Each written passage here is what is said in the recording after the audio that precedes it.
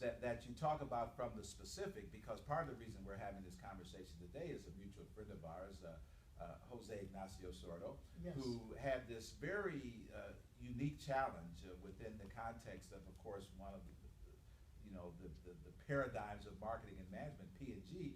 Yet as these companies have expanded globally, sometimes moves that they make in consolidating and buying different entities create very, very unique kinds of problems. So the manager who has to work through that practical area doesn't have the luxury of being at the corporate office and can smoke a pipe and take his time. Exactly. I mean, he's thrown right in the middle of the fire. So what did you learn as you pull some of those practical examples? Because again, you go from Nelson Mandela to a Jose Ignacio. What did you learn from his experience?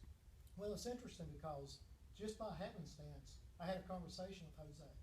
And it was interesting because back in 2005 when P&G merged with Gillette, he had a challenge. His challenge was to merge the CIO organization. His charge from corporate was, we need someone to establish the beachhead. We need to have a test site where we can introduce practices, principles, concepts, so that we can learn, so that when we encompass the entire organization with that change, we have the practices in hand. So it was interesting because he had a challenge.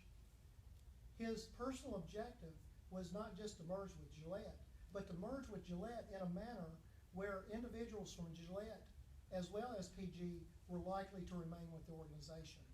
So he had a vision. He knew that in order to accomplish that vision, he had to bring the soldiers together. And the way he did that is he set governance, he set expectations, but he included them in deciding what are some of the incentives and controls that we need to put in place that will add the needed guidance and direction.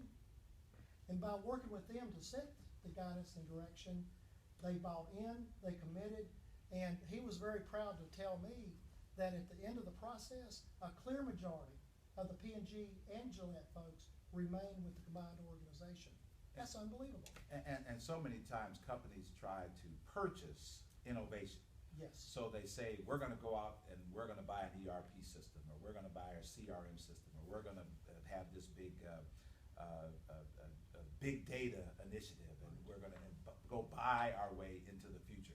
But sometimes they forget about those very practical aspects of, well, they try to buy their way into the future by buying another company. But when they buy this other company, they forget that there's a whole culture. Sometimes there's disparate systems, there's different infrastructures. And so just to say, okay, well, this is going to be the new headquarters, and so everybody's going to conform to our, well, it's just not that easy.